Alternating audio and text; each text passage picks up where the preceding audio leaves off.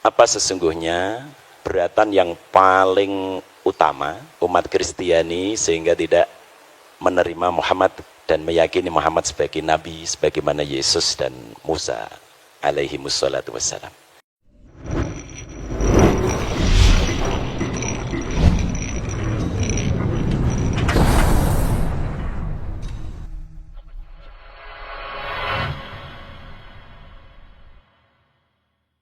Bambang Nursena yang saya hormati, sama dengan pendahuluan mahasiswa kami tadi, pembicaraan yang melibatkan berbagai agama pasti menyentuh hal-hal sensitif, tapi insya Allah dengan semangat persaudaraan dan kasih sayang akan kita lalui masalah sensitivitas itu. Injil Barnabas itu kan ditolak oleh komunitas Kristen. Saya ingin bertanya sebetulnya bagian mana yang menjadikan Injil Barnabas itu harus ditolak. Kalau kesalahan-kesalahan data kecil itu saya kira juga terjadi di dalam Injil-Injil yang lain. Misalnya when down padahal seharusnya when up misalnya. Saya kira itu kesalahan kecil yang tidak harus berimplikasi kepada satu stigma heretik. Mohon maaf, apakah mungkin penolakan terhadap Injil Barnabas itu sebetulnya karena ada indikasi yang menunjukkan Muhammad yang akan datang setelah Yesus. Kalau tadi disebut the admirable, itu mungkin istilah yang baru muncul di abad-abad pertengahan gitu. Tapi saya pernah membaca juga bahwa dengan makna yang sama tetapi dengan menggunakan kata Yunani, Muhammad itu juga disebutkan gitu, dalam Farekrida atau apa saya lupa itu. Apakah benar asumsi saya itu? Yang kedua, apa sesungguhnya keberatan yang paling utama umat Kristiani sehingga tidak menerima Muhammad dan meyakini Muhammad sebagai nabi sebagaimana Yesus dan Musa alaihi wassalatu wassalam. Dan yang ketiga, terakhir, bagaimanakah sikap saudara-saudara Kristiani terhadap para hermeneut yang pada umumnya berangkat dari gereja, tetapi kemudian tampak sekali usaha mereka untuk membuat Bible diterima oleh modernitas. Banyak sekali yang berusaha menyuwun sewu, misalnya kalau tidak salah Emilio Betti, kemudian yang ingin tanda kutip menyelamatkan Bible dari irasionalitas begitu. Dan ini dari kalangan gereja sendiri. Misalnya banyak hal-hal yang mereka anggap mitologis sekali yang tidak mungkin bisa diterima oleh nalar modern. Sehingga harus ada upaya demitologisasi misalnya terhadap Bible itu. Nah, bagaimana? Apakah pandangan-pandangan para hermeneut yang kritis tersebut juga menjadi mainstream di dalam dalam pikiran para penganut Kristiani. Saya kira itu, mohon maaf. Terima kasih. Untuk penanya yang ketiga, Assalamualaikum warahmatullahi wabarakatuh. Nama saya Bambang, tapi bukan Nursena, Pak. Jadi kalau kebetulan namanya sama, saya jadi jurusan ilmu Al-Quran dan Tafsir. Mungkin sudah ratusan bahkan puluhan bahkan ratusan kali saya mengikuti apa yang disampaikan oleh Pak Bambang, karena memang saya sudah sering mengikuti apa yang disampaikan oleh Pak Bambang sekitar 2 tahun lebih. Jelas yang saya tahu Pak Bambang ini adalah orang yang pernah belajar di Timur Tengah, apakah itu di Syria dan sebagainya, dan ia pertama kali yang mengenalkan tentang kekristenan ortodok di Indonesia. Pertanyaan saya begini Pak Bambang, apakah tadi sudah disampaikan apa belum? Mohon maaf karena saya tadi agak telat, jadi baru beberapa menit yang lalu saya datang, mohon maaf. Jadi misalkan nanti tadi sudah disampaikan dengan rinci, ya mungkin bisa diulangi lagi karena saya baru datang. Tentang problematika Injil Barnabas ini. Jadi sesuatu sebagaimana yang disampaikan oleh Pak Dosen Agus tadi, bahwa ini ditolak karena apakah memang penolakan ini berdasarkan bahwa di dalamnya ada nubuat-nubuat tentang Muhammad. Yang kedua tentu bahwa sahabat-sahabat dari atau teman-teman dari kekristen menolak tentu berdasarkan siapa sebenarnya penulis ini. Tadi saya sudah ke teman-teman yang mungkin mendengarkan, dia mengatakan kata Pak Bambang pendeta siapa itu. Nah, begini Pak, tentang yang menulis Injil Barnabas ini sendiri, saya mendapatkan beberapa jawaban yang mohon maaf berbeda. Bahkan itu mohon maaf dari teman-teman Kristen itu sendiri. Pernah saya tanyakan ini siapa sebenarnya penulis Injil Barnabas, kenapa ini ditolak? Dia mengatakan bahwa yang menulis ini ada yang mengatakan salah seorang warga yang berkedudukan di Austria. Kemudian ada yang mengatakan bahwa ini ditulis oleh Mustafa de Arande, salah seorang Muslim yang ada di Spanyol. Pertanyaan saya, siapa sebenarnya penulis Injil Barnabas ini? Menurut Pak Bambang Rosena, dan tentu dengan didukung dengan bukti-bukti sejarah maupun bukti-bukti secara tertulis. Baik, Assalamualaikum warahmatullahi wabarakatuh. Iya, terima kasih. Yang pertama, bagaimana tentang adanya kontradiksi? Sebetulnya begini, kalau kitab itu munculnya kira-kira ratusan tahun, kontradiksi yang dipahami oleh orang modern itu harus didefinisikan ulang apa. Kalau Anda tidak usah ngomong 1500 tahun lah.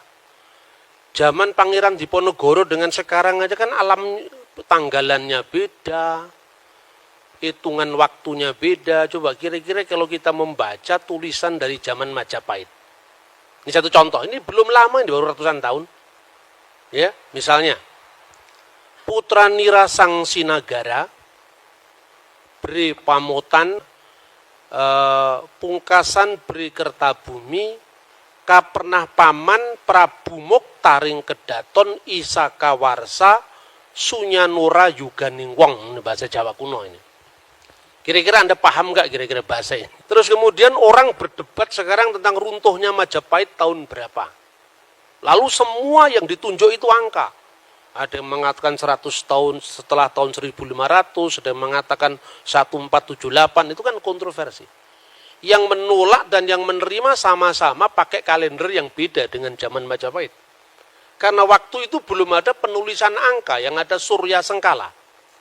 Zamannya Sultan Agung baru dibuat yang namanya Candra Sengkala. Karena hitungannya pakai bulan. Lah ini belum sampai 1000 tahun, masih 600-an tahun, kita kontroversinya sudah seperti itu. Apa ini bertentangan? 1400 apa 1478 Pak?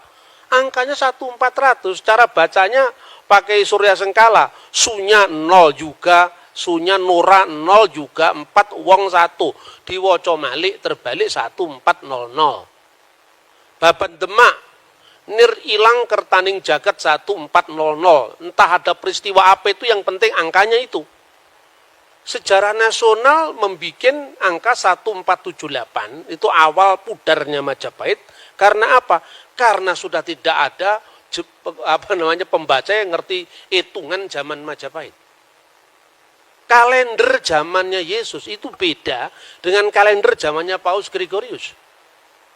Kira-kira kalau kita membaca Alkitab Tawarik dan Kitab Raja-Raja, itu lebih kuno lagi dari setelah pembuangan Babel. Sebelum pembuangan Babel itu tahun 600 sebelum Masehi. Nah, belum lagi tentang apa? Beda-bedanya pertama sistem kalender. Kedua, zaman Nabi Musa, itu kan ditulis kira-kira tahun 1300-an sekian. Belum ada bulan namanya bulan Nisan. Bulan Nisan itu dikenal setelah periode kitab suci ditulis setelah pembuangan Babel. Karena dari kata Nisanu, musim semi. Sebelumnya itu namanya Etanim. Lah ini beda. Paskahnya di kitab Tawarik kok Etanim. Di kitab nabi-nabi kok Nisan. Lah Etanim itu ya Nisan, sama Anda ngomong akad dengan minggu. Gitu loh kira-kira. Ini mudah sekali dijawab. Orang yang kurang membaca aja yang mengatakan begitu. Karena apa? Kitab suci yang ditulis ribuan tahun yang lalu dipahami menurut logika zaman sekarang. Saya berikan contoh, jangankan kitab suci. Zaman kerajaan Sriwijaya aja beda kok. Belum lagi kompleksitas perjanjian baru. Karena di perjanjian baru, ketika gereja ada di Yerusalem, kalendernya pakai kalender Ibrani. Ketika gereja melangkah ke Antioquia, mulailah muncul gereja ortodoks Syria.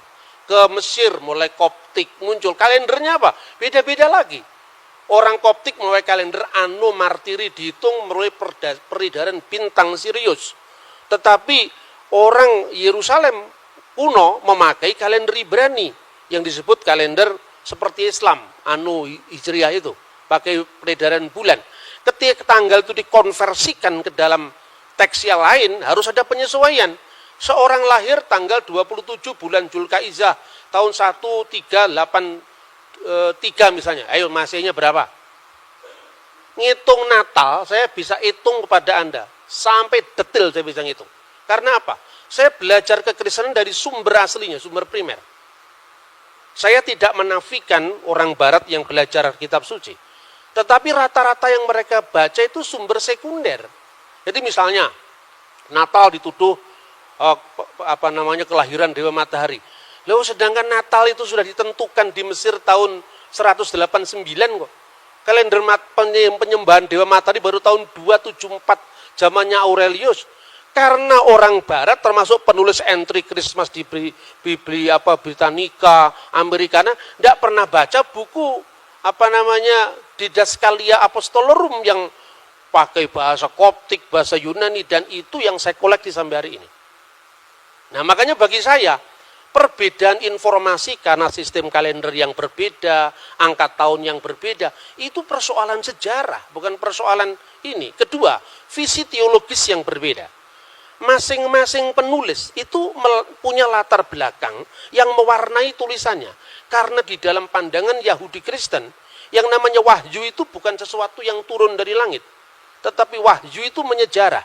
Taurat bicara dalam bahasa manusia. Kata misalnya orang Yahudi. Kristen juga demikian. Setelah aku menyelidiki dengan seksama segala peristiwa yang terjadi di antara kita, dari saksi mata dan pelayan firman misalnya. Artinya di situ ada riset.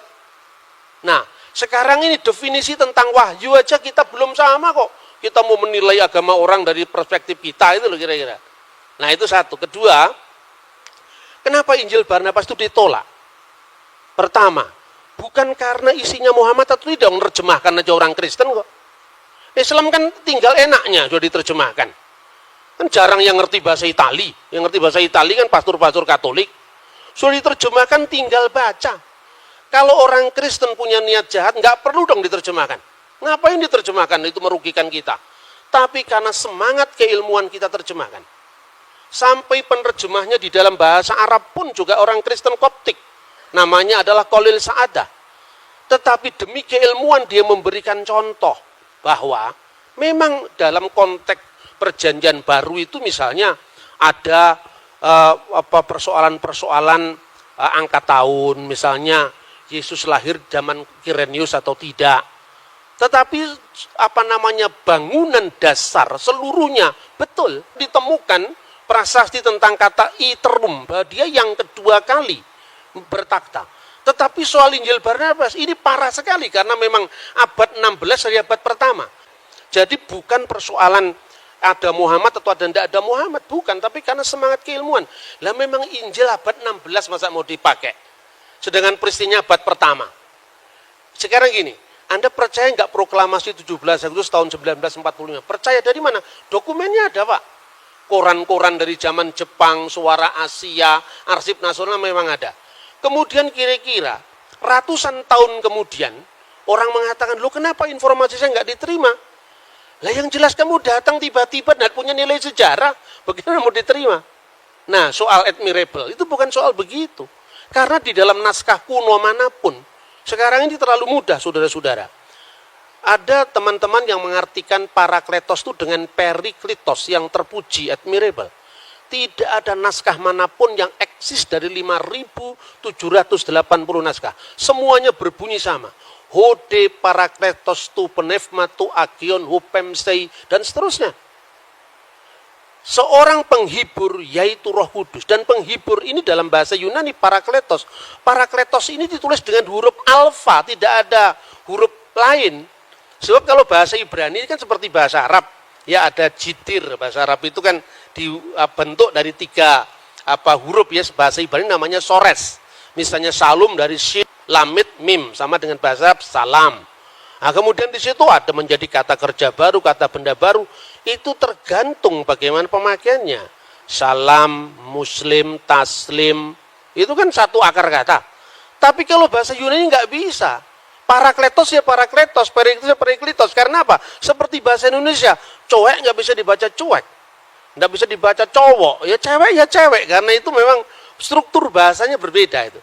Lah naskah kuno itu melestarikan kata parakletos itu dari kitab Ratapan. Kitab Ratapan menerjemahkan parakletos dari menahem. Menahemma dalam bahasa Aram.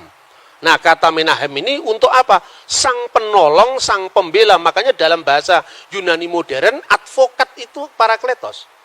Yesuslah parakletos. Di mana disebutkan 1 Yohanes pasal 2 ayat 1. Kalau kamu berdosa ada pembela antara kita dan Allah, ada parakletos, yaitu Yesus Kristus yang adil. Roh Kudus disebut alon parakleton. Parakletos yang lain, tapi kata alon itu menunjukkan satu dan berhubungan. Sementara kata uteros itu lain bertentangan. Misalnya, lo yihye Elohim akhirim alfanai. Jangan ada Elohim lain, ilah-ilah lain di hadapan hadiratku. Misalnya, di Kalok 10 perintah Allah. Itu disebut theoi uteroi. Ilah-ilah yang lain. Odeis theos uteros. Jangan ada ilah yang lain. Uteros itu lain bertentangan. Tapi alos atau alon itu yang lain tapi dalam hubungan. Karena Roh Kudus itu rohnya Allah atau hidup ilahi yang dalam diri Allah. Sementara Yesus itu adalah firman yang menjadi daging. Bukan Yesus yang disebut Tuhan itu kemanusiaannya itu bukan.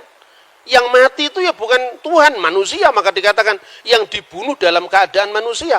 Seperti Quran turun ke dunia ada 2. Yang pertama yang kelihatan yang bisa diterjemahkan, bisa dibaca dengan lipatan bibir, gerakan lidah, kata Imam Al-Ghazali dalam Qawaidul Aqaid.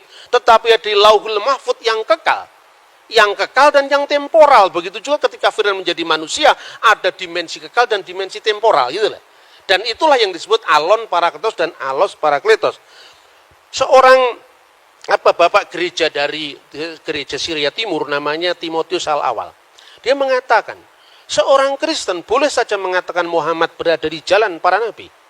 Tapi kenapa kita tidak langsung mengatakan Muhammad itu nabi? Lah karena sudah tutup, tidak ada kesempatan lagi. Sama dengan orang Islam mengatakan Muhammad kataman nabiin. Lah kalau ada nabi setelah Muhammad kira-kira bagaimana? Kesulitan karena apa? Secara moralitas itu universal. Baik itu baik sekalipun tidak terjadi di wilayah kita. Tapi kita tidak terlalu berambisi untuk harus mensinkronkan teologinya. Karena apa? Karena definisinya aja belum sejalan. Bagaimana kita memaksakan teologinya? Saya contoh. Rasul dalam iman Kristen dan Islam itu beda maknanya. Rasul dalam Kristen itu berasal dari kata Ibrani Seliah. Artinya apa? Seorang yang punya otoritas mewakili umat. Jauh dari perbedaan seorang nabi menerima wahyu dan tidak wajib menyampaikan kepada umatnya, seorang rasul menerima wahyu wajib menyampaikan kepada umatnya. Dan definisi ini dibuat tahun berapa? Sementara kata saliyah sudah berlaku untuk iman Kristen dan Yahudi jauh sebelum Islam lahir. 600 tahun berlalu tentu saja definisi itu ada yang berkembang toh. Artinya di dalam Kristen Ibrahim bukan rasul. Di dalam Yahudi, Musa bukan rasul. Tapi Musa adalah nabi, Ibrahim adalah nabi. Rasul hanya ditentukan untuk wakil-wakil kongregasi Yahudi. Makanya disebut Seliyah Hasibur. Jadi Yesus itu imam besar, makanya disebut rasul. Beda dengan definisi rasul yang dipaksakan oleh banyak orang yang berpolemik lintas agama itu. Gitu loh. Nah seperti ini selesaikan dulu dong apa definisinya. Jadi artinya kadang-kadang ungkapan yang sama dimaknai berbeda, tapi ungkapan yang berbeda ide iman yang beda diungkapkan dalam bahasa yang sama gitu loh misalnya. Kemudian keberatan apa? Tidak ada keberatan kalau memang teksnya memenuhi syarat, kan tidak memenuhi syarat. Memang teksnya Ya sekarang ini loh, ada problematik perjanjian baru ya. Tetapi bahwa perjanjian baru ketika Yesus itu lahir, kaisarnya namanya Tiberius, penguasa Yudea namanya Herodes, tidak bertentangan dengan fakta sejarah manapun juga. Bacalah Yosefus, bacalah 12 kaisar Roma, semuanya sejalan. Karena apa? Yang nulis memang orang yang sejalan. Yang menjadi wali negeri, Pontius Pilatus, itu katanya Injil Barnabas, ini bukan kesalahan kecil, ini kesalahan fatal. Karena apa? Pilatus itu baru menjadi wali negeri, itu pun sementara. Itu setelah pemecatan Herodes Archelaus. Jadi ketika Herodes Agung meninggal, itu kemudian ada 3 orang yang dipilih oleh Kaisar Roma, yaitu Archelaus, Antipas, dan Filipus. Karena Archelaus ini ambisinya terlalu tinggi untuk menguasai kota suci waktu itu, tanah Israel waktu itu, dipecat. Sensus yang pertama ditulis Injil Lukas masa Kirenius itu sensus Pax Romana, kesatuan Romawi. Sensus yang kedua juga ditulis di dalam Kisah Kira Rasul pasal 5. Itu sensus untuk apa? Melacak sisa-sisa pengaruh kejahatan Archelaus. Dalam rangka menyelamatkan jajahannya Roma, maka kemudian Kaisar Tiberius mengangkat Pilatus. Dan itu tidak hanya ditutup perjanjian baru. Untuk mengatakan seperti itu, tidak usah dibaca perjanjian, tutup saja Injil. Baca Yosefus, itu clear sejarah itu. Lah Injil Barnabas satu pun nggak ada yang masuk itu. Bagaimana tahun Yobel dikatakan 100 tahun itu kebangetan itu. Ada orang yang masih membela dengan nada yang sangat sangat apologetik. Mungkin kata 100 itu karena kaburnya antara huruf L dengan huruf C. Kalau L itu hanya 50, terus ditulis itu C itu, dia aslinya di sini cento, kan orang bisa lihat tuh aslinya. Makanya saya anjurkan untuk mahasiswa, belilah sumber primer. Kenapa ada banyak orang yang membaca Injil Barnabas berbeda-beda? Karena tidak punya bukunya ini, makanya dia terus bikin spekulasi yang macam-macam. Misalnya dia Mustafa de Arandi. Saya pastikan yang namanya penulis Injil Barnabas itu Framarino. Karena apa? Pertama, fakta bahwa pada waktu itu politik inkuisisi gereja menelan banyak korban. Dan korban pemaksaan agama itu orang Muslim dan orang Yahudi. Dari Marano dan Morisco. Kemungkinan yang namanya Framarino itu korban inkuisisi. Lalu melampiaskan dendamnya di masa permusuhan umat beragama zaman abad pertengahan itu, menulis Injil Barnabas. Cuman karena dia belajar sejarahnya tidak komplit, makanya terlalu bersemangat nulis Injil sampai 222 pasal. Maka saya katakan ini the gospel of Gregetan. Ya kan? Tidak ada dalam sejarah Injil sampai 200 pasal itu tidak ada kalau bukan orang marah. Nah, itu yang pertama. Kedua, catatan-catatan pinggir itu tidak mungkin dilakukan oleh orang lain. Karena apa? Periksa uji karbon dari teks itu kan masih sangat baru. Wong teks dari abad pertama aja bisa ditentukan. Misalnya, Papyrus 52, itu yang dikenal John Ryland Papyrus. Isinya hampir separuh dari Injil Yohanes. Dulu abad lalu, orang baru periksa uji karbon itu baru menentukan abad. Sekarang udah ketinggalan. Teknologi terbaru, periksa uji karbon itu hanya bisa berjarak puluhan bahkan tahunan saja. Maka sekarang uji karbon terbaru, P52 itu asalnya dari tahun 115 Masehi. Yohanes anak Zebedius menulis Injilnya tahun 90. Karena menurut catatan Bapak Gereja kuno, misalnya Papias. Papias itu siapa? Muridnya Yohanes langsung. Polikarpus, muridnya Yohanes langsung. Kalau di Islam ini seperti tradisi sanad itu loh. Itu di gereja ortodoks dipertahankan. Kenapa orang-orang Protestan itu tidak paham itu? Karena dia terlalu baru, zaman VOC baru muncul. Akibatnya apa? Karena kekurangan data primer tadi, dia melakukan eksperimen-eksperimen yang terlalu jauh mengambil kesimpulan. Misalnya Natal, perayaan Dewa Matahari, itu baru dipersoalkan tahun berapa? Tahun 1700 sekian itu, zamannya Paul Ernest Jablonski. Terus kemudian diikuti oleh orang Katolik di Benediktan. Karena apa? Mentalitas orang Katolik itu minder sama Protestan. Nah itu loh kira-kira. Itu bisa dilacak dengan sumber-sumber primer langsung. Kemudian bagaimana sikap saudara Kristen terhadap para seket gereja yang mengatakan bahwa ternyata Bible tidak tahan dengan teks-teks modern, itu suara abad lalu itu. Sekarang udah ketinggalan kereta. Sekarang kenapa saya bilang begitu? Sekarang gini, jujur saja lah. Penemuan arkeologi itu dari mana awalnya? Dari gereja. Penemuan arkeologi Timur Tengah itu diawali dari namanya Rosetta Stone. Tahun 1795 itu dimulai ketika Napoleon Bonaparte menduduki tanah Mesir. Lalu salah seorang tentaranya menemukan satu batu tertulis dalam 3 bahasa, yaitu bahasa hieroglif, bahasa Mesir kuno yang dipakai pada zaman para Fir'aun. Kemudian bahasa demotik, bahasa Mesir kuno dipakai di antara demos, rakyat, dan bahasa Yunani. Adalah seorang Perancis Katolik, di agamanya masih muda, umur belasan tahun, sudah menguasai 4 bahasa kuno. Ibrani, Yunani, Latin, Aramaik. Ketika dia mendapat pengumuman dari zaman Napoleon, siapa yang mau ikut ekspedisi arkeologi ke Mesir? Dia datang. Bingung waktu di Mesir. Apa yang dia lakukan? Dia tanya, komunitas terkuno dari gereja ini, dari Mesir ini apa? Islam? Bukan.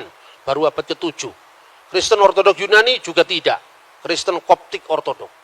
Nah, untuk dia bisa komunikasi dengan orang setempat, dia pakai bahasa Arab. Lalu masuk gereja, bingung dia. Wah, ini ada liturginya kok selain bahasa Arab, ada bahasa Yunani, ada bahasa Mesir kuno. Tetapi ketika nama-nama dewa itu diganti dengan nama Yunani, misalnya Theos, Agios, Theos, Agios, Iskiros, Agios, Thanatos, diterjemahkan pakai bahasa Arab. Kudusullah, Kudusul Qawi, Kudusul Ladzi la yamut, irhamna. Al-Mastulil Abi Walibni Warahil Kudus Al-Ana wa Kulhainin wa ila Dahri Dahirin Amin. Ini enggak ada Islamnya. Ini Kristen asli ini. Itu apa artinya itu? Wah, ini berarti ada bahasa-bahasa kuno yang dipakai di sini. Ya, gimana kami bisa belajar? Di amat-amati itu. 23 tahun dia bisa memecahkan. Dilihat bahasa Yunaninya jelas. Oh, di sini ada kata Ptolomaus. Di sini ada kata Kleopatra. Yang selama itu hanya lewat cerita Antoni Kleopatra, ternyata ini tokoh historis, dilacak sama dia. Terus ada tulisan dalam bentuk huruf, dalam bentuk tanda gambar seperti matahari. Jangan-jangan ini matahari ini. Ini bahasa kuno yang sudah tidak berlaku lagi ribuan tahun. Dilihat bawahnya ada kata Helios. Ini matahari, jangan-jangan matahari. Dia datang ke gereja kuno itu, tanya, kamu punya Alkitab selain bahasa Arab, bahasa apa? Yunani. Selain bahasa Yunani, bahasa Koptik. Apa itu bahasa Koptik? Bahasa zaman Fir'aun. Kok hurufnya huruf Yunani? Iya, ketika Rasul Markus datang ke Alexandria, penerus-penerusnya menciptakan peradaban baru. Makanya menciptakan huruf baru. Kayak orang Jawa sekarang, Anda lihat itu orang Arab, suruh baca Arab Pegon kan tidak ngerti. Itu produk lokal karena itu menunjukkan bahwa bangsa kita bangsa besar sampai bisa bikin tulisan Arab Pegon. Begitu juga di sana. Dilihat ternyata kamu tanya bahasa Koptik, iya. Bagimu akan ada matahari yang tidak pernah tenggelam. Bahasa Koptiknya apa? Oh, bahasa Koptiknya adalah on. Bahasa Koptiknya adalah ra. Ada 2 kata, ra dan on. Ra itu apa? Matahari. Itu dia baca dari Alkitab. Orang-orang Israel membangun kota namanya Ramses. Ra itu hari. Mese itu artinya apa? Artinya anak. Anak sang matahari, anak dewa matahari. Nama aslinya Musa apa? Moshe. Mo itu air yang mengalir. Mese itu bahasa Mesir kuno. Artinya anak. Anak yang diambil dari air yang mengalir. Ketemu sudah ini bahasa. Sejak saat itu muncul namanya Egyptologi. Ini asalnya dari Bible ini. Kok dianggap Bible bertentangan dengan pengetahuan bagaimana? Yang mulai arkeologi adalah Alkitab kok. Seumpama waktu itu tidak ketemu kata Ramses, tidak akan ketemu arkeologi Mesir kuno. Baru mulai ada penggalian di di Rasamra, penggalian di Babel, ketemulah kota-kota kuno, kota Abraham. Namanya apa? Tel Turahi, cocok dengan namanya Abraham dalam Alkitab Terah. Ya, Til Nahur, cocok dengan nama Nahur, berarti nama-nama Abraham itu pasti bukan nama Yunani, pasti bukan nama Arab, tapi nama Akadia kuno. Dan itu cocok. Mertuanya Yusuf namanya Potifera. Podi itu yang dipersembahkan Vera kepada Ra, matahari. Sama dengan orang Jawa, namanya Suryawan. Ketika jadi Islam, keluarga besarnya sebelumnya ditambahi Muhammad Suryawan. Lupa Surya itu dewa Hindu itu. Namanya juga Kristen ditambah Ignatius Surya Hadi. Surya itu bahasa Hindu, Hadi itu yang utama itu. Jadi ini sebuah inkulturasi bahasa. Dan untuk baca teks Alkitab, Anda harus paham Ibrani. Ibrani pun bukan Ibrani zaman Ariel Sharon. Ibrani MacD ditulis pakai bahasa Ibrani, bukan itu. KFC ditulis pakai bahasa Ibrani, enggak. Anda harus belajar namanya paleografi, tulisan-tulisan kuno. Karena untuk memahami naskah Qumran, Anda tidak bisa cukup hanya membaca teks Ibrani modern. Nah itulah kira-kira perkembangan huruf, lalu arkeologi, lalu bahasa. Itu minta maaf. Orang-orang yang menyebut dari Eropa yang teolog genit itu tidak tahu yang begini-begini ini. Saya minta maaf, bukan saya merendahkan, tidak. Tapi terlalu dangkal untuk memahami naskah yang usianya ribuan tahun hanya bermodal bahasa Inggris sekedarnya, bahasa Yunani. Bahasa Yunani Perjanjian Baru itu beda dengan bahasa Yunaninya Plato. Gitu loh. Terus yang terakhir, kemudian dari arkeologi Mesir kuno itu muncul arkeologi kota Abraham, Ur-Kasdim. Baru muncul penggalian Yeriko. Setelah Yeriko, baru muncul penggalian Holy Land. Pada saat para teolog yang meragukan bahwa teks-teks itu hanya bersifat simbolik, itu muncul sebelum era penemuan arkeologi. Satu contoh misalnya, seorang meragukan apakah dalam Perjanjian Baru ada ungkapan 5 serambi dalam kolam Siloam. Mana tidak pernah ada arkeolog yang membuktikan ada 5 serambi. Lalu dia tafsirkan, oh kalau gitu itu hanya sifatnya alegoris, 5 serambi itu 5 Taurat Musa. Jadi itu nggak bisa dipahami secara literal. Tahun 1961 ketika buku ini terbit, pada saat yang sama timnya Marshall itu menemukan memang benar dalam penggalian kolam Siloam ada 5 serambi. Dan itu terbit pada saat yang sama ketika buku itu dipakai sampai hari ini.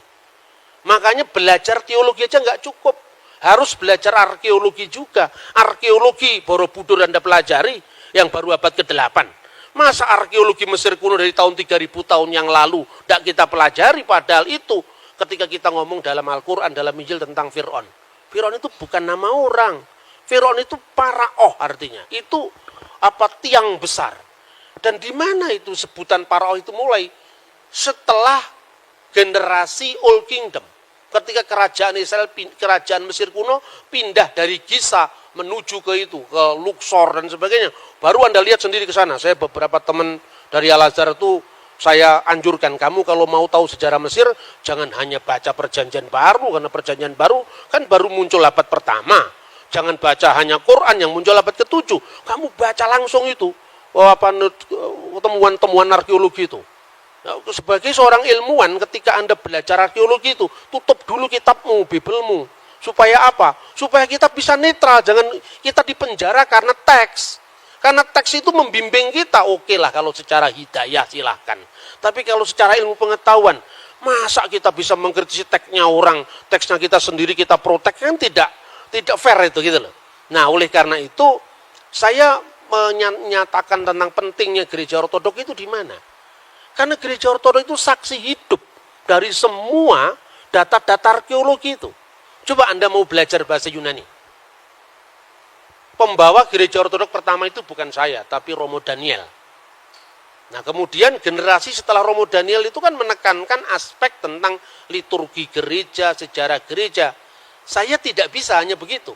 Karena apa? Ketika saya masuk dalam salah satu gereja ortodok saja, berarti saya menutup akses informasi saya untuk ortodok yang lain.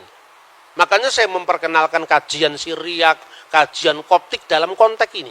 Anda mau tahu bahasanya Yesus? Sampai sekarang Alkitab Pesita masih ada, bahasa Suryani. Dipakai tidak hanya sebagai bahasa liturgi, tapi bahasa sehari-hari. Di Maklula, Said Naya di Syria. Anda mau pakai bahasanya Pontius Pilatus, bahasa abad pertama, masih dipakai teks suci Perjanjian Baru. Anda mau cari bahasanya Nabi Musa, masih dipakai dalam kitab Taurat. Anda mau cari bahasanya Fir'aun, jejak-jejaknya dijumpai dalam kitab Ibrani. Misalnya, Nama Asnat itu kekasih Nait. Nait itu dewa kuno zamannya Yusuf. Yusuf ketika menjadi Perdana Menteri, nama Yusuf itu kan nama Ibrani, Yosef. Ketika di Mesir mendapatkan nama baru. Apa itu? Safnah Paneah. Di situ kunci hidup. Hidup, makanya Akhenaton, Aton yang hidup. Nah ini nggak cukup hanya bisa ditelaah dari bahasa Arab yang terlalu baru untuk itu. Tidak cukup diambil dari bahasa Yunani, perjanjian baru yang konteksnya terlalu jauh. Harus diambil dari teks langsung yang melestarikan bahasa Koptik. Yaitu apa? Gereja Ortodok Koptik. Ini ada di Mesir, tidak ada di Syria. Makanya saya tidak kerasanan kalau hanya di satu tempat. Saya mau passing over dari semua tradisi keagamaan. Soal kemudian saya coming back kepada agama saya sendiri. Karena saya harus punya rumah supaya kalau mati ada yang mengubur. Kan itu saja sebetulnya. Tapi konteksnya apa? Konteksnya bahwa orang beragama itu jangan taklid buta itu loh. Kita mesti melihat problematik masing-masing teks itu. Dalam semua apa yang saya katakan, Injil Barnabas sama sekali tidak masuk dalam hitungan itu. Karena apa? Terlalu baru. Sama dengan Anda membahas zamannya Patih Gajah Mada abad ke-13 berdasarkan naskah Melayu, itu pun bukan bahasa Jawa, tapi bahasa Thailand itu loh. Lah bahasa Italia aja belum ada kok. Jadi perjanjian baru itu bukan sewenang-wenang ini yang cocok dengan iman Kristen diambil, yang tidak cocok dibuang. Tidak seperti itu. Makanya apokrif atau kanonik dalam gereja Ortodok itu tidak serigit dalam gereja Protestan.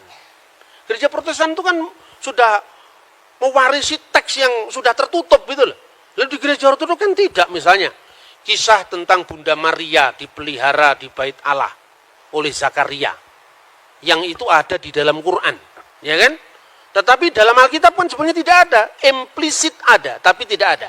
Itu ada dalam dokumen gereja Synaxarion yang diabadikan dalam buku yang namanya Protevangelium Yakobi. Bagi orang gereja Ortodok tertentu, ini kitab apokrif, ya. Tapi karena kitab apokrif ini ditulisnya paling dekat dengan peristiwa, tidak peduli, diambil. Diambil untuk apa? Mengisi kekosongan sejarah. Tapi normanya tetap yang kanonik gitu loh. Jadi apokrif kanonik itu bukan sesuatu yang batas hitam putih, enggak. Apalagi kalau hanya sekedar ini menguntungkan iman itu, tidak ada pertimbangan semacam itu.